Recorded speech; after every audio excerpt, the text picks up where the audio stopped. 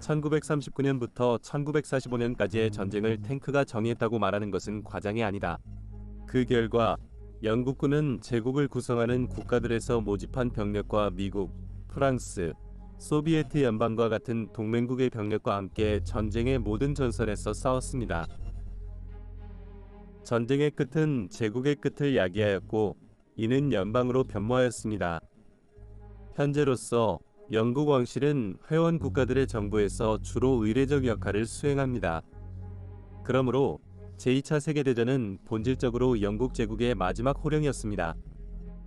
영국은 독일, 이탈리아, 일본의 축국에 대항할 수 있는 무기와 기술을 가지고 있었지만 어떤 무기든 그것을 조작하는 사람들이 얼마나 뛰어난지에 따라 그 효과가 결정되었습니다. 전쟁에 참여한 모든 전사들과 마찬가지로 영국에도 뛰어난 전사와 전략가들이 있었고 그들 중 많은 사람들이 적을 파괴하는 데 대한 강력한 평판을 얻었습니다. 여기에서는 축국이 존경하고 심지어 두려워하게 된 3명의 뛰어난 영국 군인을 살펴보겠습니다.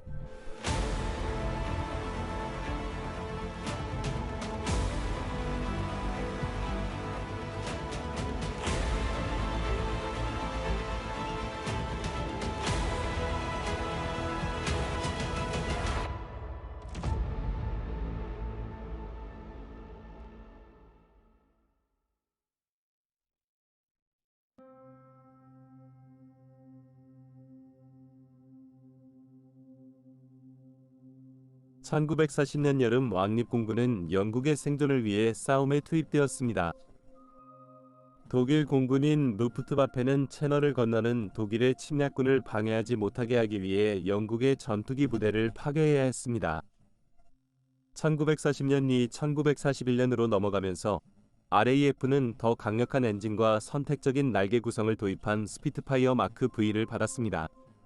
이를 통해 다양한 요구사항에 쉽게 수정할 수 있게 되었습니다. 마크 5는 동등한 부프 배가우와 맞먹었지만 그런데 1941년 9월 마치 영국 조종사들의 악몽에서 나온 것처럼 새로운 적기인 포케 울프 FW-190이 하늘에 나타났습니다. FW-190은 거의 모든 면에서 마크 5를 앞섰습니다. 하룻밤 만에 마크 V가 하늘에서 떨어지는 것을 보며 러프트와페는 공중에서 균형을 찾았고 영국인들은 새 독일 비행기를 명명하기 시작했습니다. 도살자세. 영국의 엔지니어들은 FW-190을 대응하기 위한 스피파이어를 설계하는 데에 급히 착수했습니다. 그러나 그 사이에 RAF는 스피파이어 마크 V의 유일한 장점인 가벼운 회전 능력을 이용하여 이를 대응하는 전략을 개발해야 했습니다. 한 파일럿은 도살자 새와 싸우는 방법을 배우고 전투 선봉에 서 있었습니다. 존니 존슨. 1915년 3월 9일 레스터셔에서 태어난 존슨은 전쟁의 위협이 수평선에 떠오르지 않았다면 전투 파일럿이 되는 그의 목표를 달성하지 못했을지도 모릅니다. 훈련받은 엔지니어이자 열정적인 스포츠맨인 그는 럭비 경기에서 쇄골을 다치는 사고로 1939년 8월에 RAF에 입대하는 것이 복잡해졌습니다.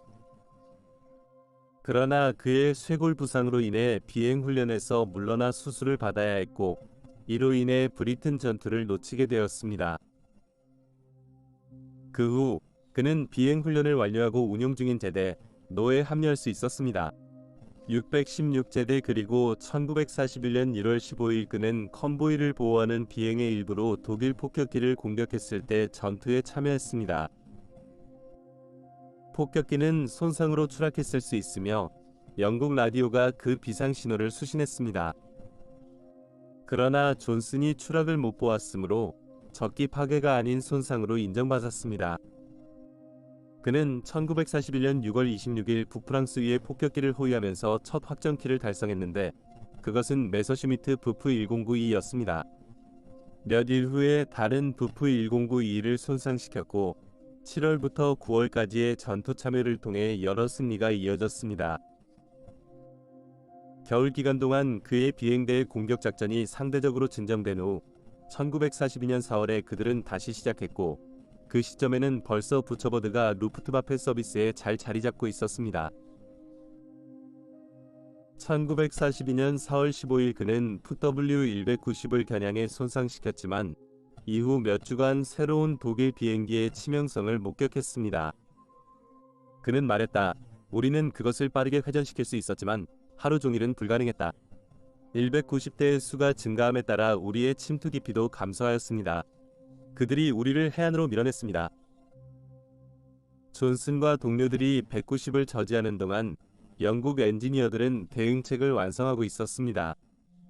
스핏파이어 마크 8은 강력한 앱으로 랭커스터 폭격기를 구동하는 데 사용되는 새로운 롤스로이스 메를린 60 시리즈 엔진으로 구동되었으며 FW190과의 성능 균형을 회복할 것을 약속했습니다. 새 엔진의 성능을 극대화하기 위해 공기 프레임을 재설계했습니다. 그러나 공장이 재구성되어야 해서 그것의 도입이 RAF에게 필요한 시점에 지연되었습니다.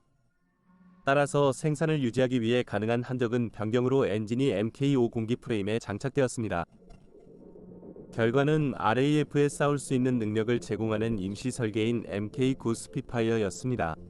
FW190과 거의 동등하게 싸웠습니다. 존슨은 로열 캐나다 공군 부대 지휘하며 스핏파이어 마크 IX를 운용했습니다. RAF 캔리에 위치한 그는 곧 부처버드라는 개인 비행기와 자신의 이니셜 JEJ로 전투에 참여하게 되었습니다. 그는 캐나다 부대의 전술을 변경하여 독일 전투기에 더 잘 대응하도록 했고 그들의 개입이 점점 늘어났습니다. 그들은 점점 더 유럽 위의 미국 폭격기의 낙공습을 호위하고 있었습니다. D-Day 전후로 존슨은 자주 전투에 참여했습니다. 만약 도살자의 새가 묻은 것이 증명이 필요했다면 존슨은 1944년 6월 27일에 FW190을 2대 그리고 8월 21일에는 파리 근처에서 또다시 2대를 격추했고 이는 그의 부대가 루프트와페에 대해 거둔 전체 승리를 제외한 것입니다.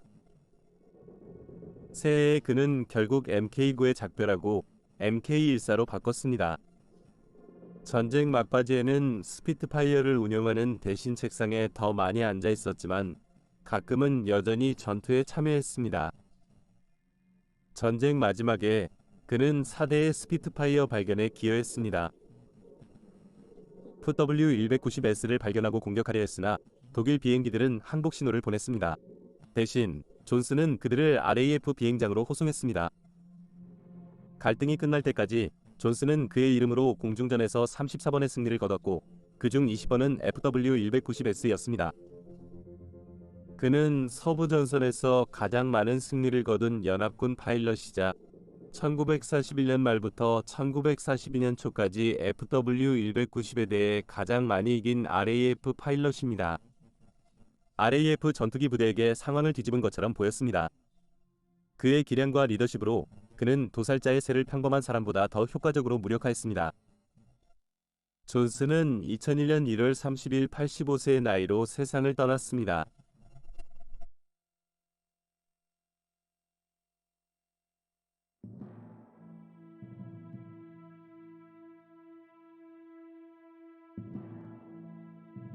(1940년에) 영국을 침략할 기회를 놓친 히틀러는 그 다음 여름이나 그 이후에 다른 침략을 진지하게 고려하는 것이 더 이상 실용적이지 않다는 것을 알았습니다. 영국의 상황이 대폭 변하지 않는 한 영국의 방어력은 크게 강화되었으며 이제 그들의 군대는 북아프리카와 그리스에서 독일과 이탈리아 군대와 싸울 수 있었습니다. 그러나 상대적으로 작은 섬나라인 영국은 자신의 제국과 미국에서 무기와 재료를 운반하는 호송대에 크게 의존하여 싸움을 계속하고 있었습니다. 이러한 호송대가 차단되면 영국의 전투 능력은 완전히 중단될 것입니다. 영국은 여전히 독일이 상대할 수 없는 강력한 수면 전함 해군을 보유했지만 독일 해군은 유보트라고 알려진 효과적인 잠수함 부대를 가지고 있었습니다. 영국의 잠수함 봉쇄에 대한 취약성은 제1차 세계대전 동안 극적으로 입증되었지만 제2차 세계대전 시점에는 이에 대응할 수 있는 전술과 기술의 발전이 거의 없었습니다. 따라서 독일 해군은 전쟁 개시 초기 몇 달 동안 북대서양과 지중해를 피해 바다로 만들었습니다. 1940년 10월에만 독일 유보트는 406, 0톤 이상의 선박을 바다 밑으로 보냈는데 그중 대부분은 영국 선박이었습니다. 전쟁 사이에 몇 년 동안 앞서가는 생각을 가진 일부 왕립 해군 장교들이 수행한 모든 이론과 실험은 빠르게 재평가되었습니다. 여기에 프레드릭 존니 워커 사령관이 등장합니다. 1909년에 후보생으로 왕립해군에 입대한 그는 1939년에는 자신의 경력이 서서히 줄어들고 있어 대위로 승진하는 것을 포기하고 유니폼을 걸어두려고 했습니다. 그의 경험에도 불구하고 처음에는 그에게 함장의 자리를 주지 않았고 대신 덩커크 대피 작전 동안 버트람 램지 경장의 스태프로 근무했습니다. 한편 호송선의 손실이 증가하고 호송선의 필요성과 경험 많은 지휘관의 필요성이 증가하였고 따라서 1941년 1월에 그는 자신이 지휘관이 된 것을 발견하였습니다. 새로 창설된 36번째 호송그룹의 지휘관이 되었고 이 그룹은 9척의 소형 전함으로 이루어져 있습니다. 호송 임무는 종종 심리적 부담을 주는 일이었습니다. 지루한 일상 외에도 종종 나쁜 날씨 대처해야 했고 호송대는 가장 느린 배의 속도에 맞춰 항해해야 했습니다. 그리고 물론 갑작스런 대형 수중 폭발에 지속적인 위협이 있었습니다. 또 다른 독일의 어뢰가 희생자를 낸 경우 호송 크루들은 종종 응답하는데 너무 느려서 은밀한 공격자를 잡아 복수하는 데 실패했습니다. 그러나 36번째 호송 그룹의 사람들은 워커 사령관을 맡게 되면서 유보트에 대한 에이스 카드를 받게 된 것을 전혀 몰랐습니다. 왜냐하면 그는 그저 남은 연수를 보내는 또 다른 노인이 아니었기 때문입니다. 전쟁 중에 그는 실제로 반잠수함 전쟁 지도자였고 그러한 측면에서 그는 영국 전술의 강점과 약점에 대한 풍부한 지식을 가지고 있었습니다. 더 중요한 점은 그가 자신만의 개선 방안을 가지고 있어 이제 실제로 테스트할 기회를 얻었다는 것입니다. 36번째 최초의 몇 가지 호위 임무는 상대적으로 평온했지만 그런 다음 1941년 12월에 워커의 그룹이 지브롤터에서 HG-76 호송대를 호송하는 것을 확인했습니다. 작은 호위 항공모함인 HMS 어데시티의 추가 덕분에 호송대의 방어 화력이 강화되었습니다. 이 항공모함은 자체적으로 포획한 독일 상선에서 변환되었습니다. 이 호송대는 거의 즉시 독일 정보기관에 발견되어 공격 명령이 내려졌습니다. 8일 동안 호송대는 반복적으로 공격을 받았지만 그것이 끝날 때까지 36번째는 워커의 배에 의해 돌진당한 것을 포함하여 3척의 유보트를 침몰시킨 수를 기록했습니다. 또한 네 번째는 어데시티의 항공기에 의해 파괴되었고 이 항공기는 또한 2대의 FW-200 해상 순찰기를 격추했습니다. 어데시티 자체는 난투극 도중에 잃어버렸지만 이전 호송대들의 노력에 비해 워커는 놀라운 승리를 거두었고 이는 단지 운이 아니라는 것을 증명했습니다. 그는 그룹과 함께 돌아오는 길에 세 척의 유보트를 파괴했습니다. 워커의 성공 핵심은 무엇인가요? HG-76 이전에는 로열 네이비는 일반적으로 호송함을 항로에 가깝게 보호하였습니다. 이것은 논리적인 접근 방식이었지만 워커는 이것이 호송함의 추적 및 파괴 능력을 제한한다는 것을 인식했고 이것은 당연히 항로의 보호를 보장할 것입니다. 그래서 그는 호송함을 항로에서 멀리 운영하였고 한 척의 유보트를 약 40마일 떨어진 곳에서 침몰시켰습니다. 워커는 유보트를 공격하기 위해 3척 이상의 전함을 한 줄로 배치하고 그들의 대잠수함 무기배열로 폭격하였습니다. 이 방법은 유보트의 회피 조치를 제한하며 매우 효과적이었습니다. 워커는 성공에도 불구하고 아직 끝내지 않았습니다. 그는 히틀러의 유보트를 사냥하기 위한 단일 목적의 소규모 작업 그룹을 설립하고자 했습니다. 해군부는 회의적이었지만 그는 제1차 세계대전에서 유명한 잠수함 선장인 맥스 호튼 장군의 지지를 받았습니다. 1942년 봄, 워커는 새로운 왕립 해군 부대인 제2지원그룹의 6척의 함선을 이끌게 됐습니다. 이 부대는 그런 임무를 수행하기 위해 설계됐습니다. 그는 자신의 기함 HMS 스탈링에서 부대를 엄격히 훈련했습니다. 그로부터의 최소한의 지시만으로 작동하기 시작하여 그들의 반응 시간을 대폭 단축시켰습니다. 1943년 6월 2차 지원그룹은 톰 클랜시 소설에서 나온 것 같은 사건에서 이를 갈아넣을 기회를 얻었습니다. 아이슬란드 남부 항해 중에 그들은 군터 포저 지휘의 U-201을 발견했습니다. 이 유보트는 미국의 5명의 독일 요원을 밀입시키는 비밀 임무를 마치고 돌아오고 있었습니다. 미국 동해안 6월 2일 0030시에 유보트는 워커의 기함에서 발사된 심해 폭탄에 의해 파괴되었습니다. 다음 1년 동안 워커의 특별부대는 더 많은 유보트를 침몰시키며 해지호그 같은 신규 무기와 음향 탐지 장치 도입으로 그들의 치명성은 증가할 것입니다. 불행히도 워커는 전쟁 끝을 못 봤습니다. 그는 1944년 7월 7일에 뇌혈전을 겪었고 2일 후에 메리사이드의 시포스 해군 병원에서 사망하였습니다. 단지 48세의 나이에 그의 의사들은 그의 사망을 과로와 피로로 돌려 말하였지만 그의 개성과 혁명적인 전술은 왕립해군의 반잠수함 부대에 지울 수 없는 인상을 남겼습니다. 직접적으로 또는 그의 지휘 아래 있는 배를 통해 워커는 전쟁에서 가장 성공한 유보트 사냥꾼으로 다른 장교보다 대서양의 유보트 위협에서 더 많이 해방시킨 사람입니다. 비극적인 아이러니하게도 그의 아들 중 한 명도 전쟁 중에 독일군에 의해 잠수함이 침몰하면서 사망했습니다.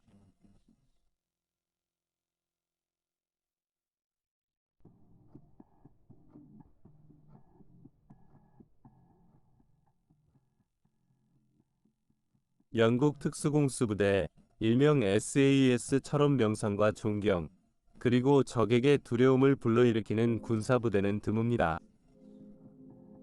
최고 수준의 특수부대로 인정받은 SAS는 장거리 정찰부터 대테러 작전에 이르기까지 다양한 역할을 수행해왔습니다. 그러나 1941년에 설립됐을 때 그들의 임무는 북아프리카의 독일 항공기를 이륙하기 전에 파괴하는 것이었습니다. 요즘에는 군사 지휘관들이 특수부대의 기술을 당연시하는 경우가 많습니다. 그래서 SAS가 설립되었을 때는 참고할 만한 과거의 경험이 거의 없었고 창립 멤버들은 기본적으로 자신들의 전문성을 혼자서 배워야 했다는 것을 쉽게 잊게 됩니다. 또한 SAS 자체도 그들의 독립성을 좋아하지 않아 병사들이 규율적인 사령체계 내에서 작동하는 것을 선호하는 군의 계급체계에서 많은 사람들에게 불편하게 여겨졌습니다. 따라서 SAS는 특정 병사를 뽑았습니다. 그는 결단력과 창의성, 헌신성, 자기 중심성을 가지고 있으며 강인해야 했습니다. 이 특성들이 바로 로버트 패디 메인을 요약합니다. 북아일랜드의 부유한 스코틀랜드 가문에서 태어난 메인은 어릴 때부터 뛰어난 체육 능력을 보였으며 특히 럭비라는 거친 게임에서 그 능력을 발휘했습니다. 그는 학교와 대학 시절에 복싱을 시작하여 1936년에 아일랜드 대학의 헤비급 챔피언이 되었습니다. 그는 크리켓, 골프, 사격 등 다른 스포츠를 즐겼습니다. 이 모든 속성들이 군인 경력을 암시하더라도 그는 예비부대에 가입하면서 변호사가 되기 위해 공부하고 있었습니다. 이 사실은 그의 일부 불가사의한 모험을 더 놀라움으로 만듭니다. 그의 뛰어난 럭비 능력으로 아일랜드 팀과 영국 라이온즈에서 뛰게 되었습니다. 그는 투어 중에 일부 선수들의 호텔방을 파괴했다고 알려져 있습니다. 장난이나 보복으로. 남아프리카 투어 중 그는 노동범죄로 유죄 판결된 사람과 친구가 되었습니다. 그가 경기 중이던 스타디움 근처에서 도와 탈출했으나 범죄자는 재체포되었습니다. 전쟁이 터지자 그는 왕립포병대에서 임명받았습니다. 신설된 코만도로 이동하기 전에 대공포를 운영했습니다. 덩커크 이후 총리 윈스턴 처칠은 영국이 재침공할 위치에 있지 않다는 것을 알았습니다.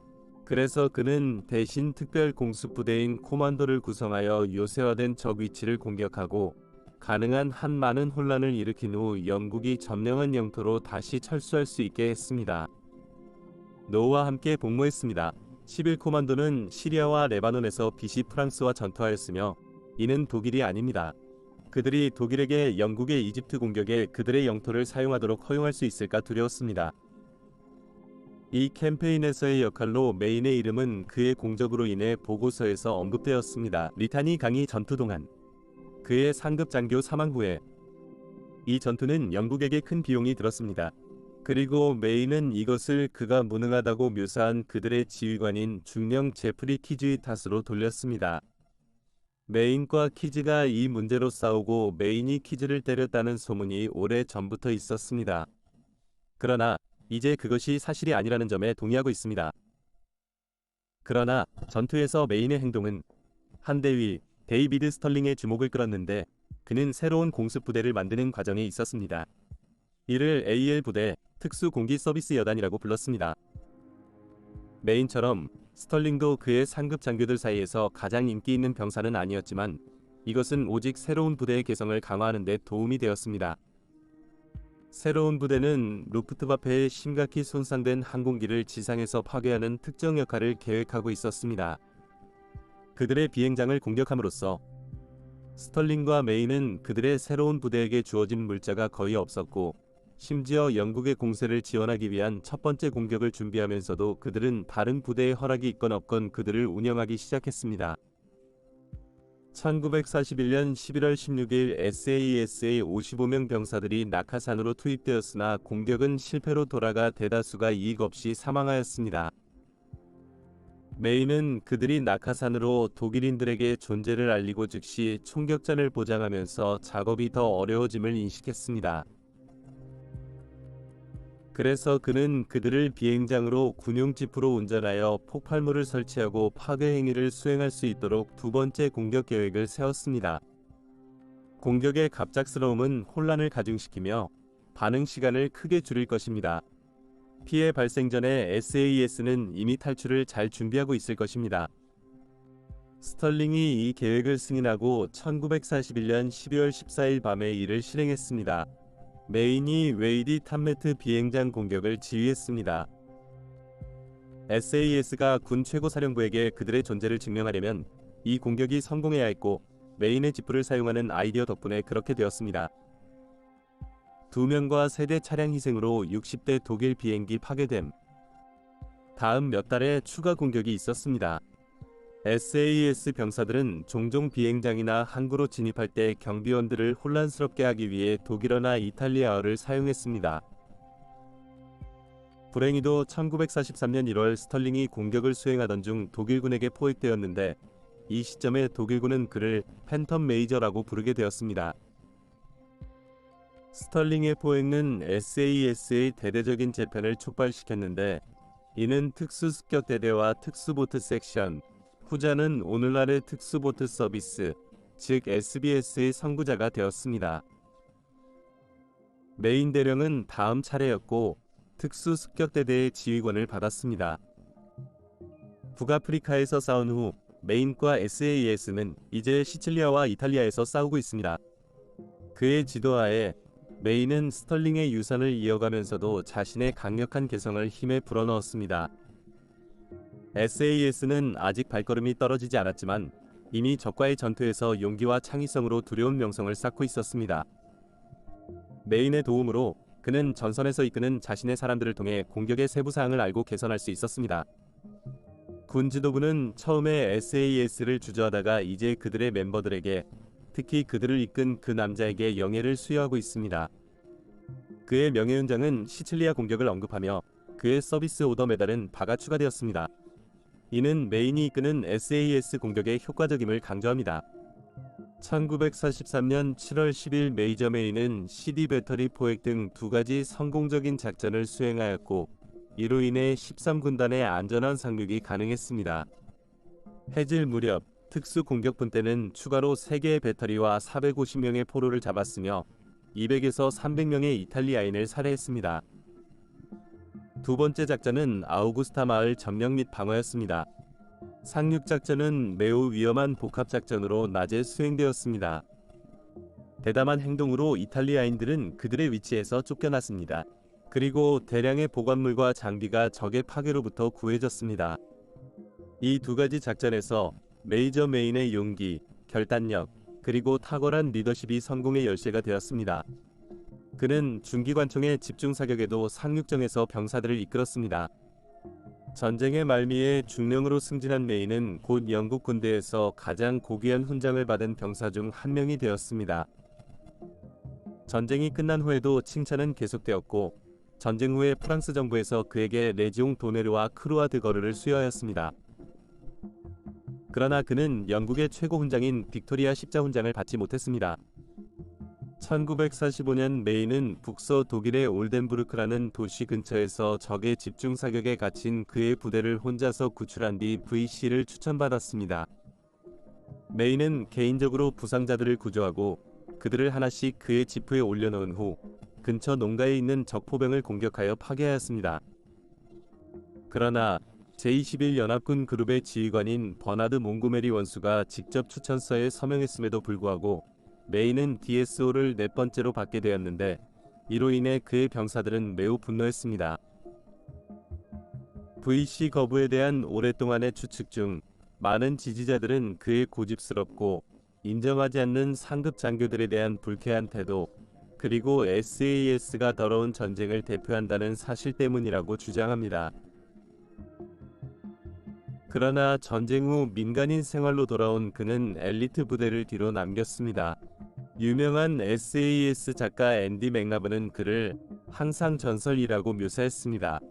특수 공기 부대의 기반 형성에 그는 결정적 역할을 했습니다. 우리는 별에서는 안 되는 기본적인 표준 운영 절차 SOPS를 가지고 있습니다. 많은 것들이 패디의 전쟁 작전에서 시작되었습니다. 그는 SAS에서 일어나는 일의 대표이며 우리의 일부이자 전부입니다. 1955년 12월 13일 화요일 밤, 메임은 반골 다운 카운티의 마을에서 친구와 술을 마신 후 새벽에 집으로 돌아갔습니다. 새벽 4시경, 그는 고향 뉴턴 아치의 밀스트리트에서 라일리 로드스터와 농부의 차량이 충돌한 후 사망한 채로 발견되었습니다. 적에 대한 뛰어난 용기를 보여준 한 사람에게 이는 비극적인 종말이었습니다. 이 비디오는 제2차 세계대전 동안 가장 두려웠던 새 영국 병사들에 관한 것입니다. 물론 3명 이상이 훨씬 많고 앞으로 이런 비디오를 더 많이 만들 예정입니다. 제2차 세계대전에서 싸운 군대와 가장 두려웠던 멤버들에 대해 다룰 예정입니다. 세계의 전쟁 시청 감사. 다음 주에 다른 비디오로 뵙겠습니다.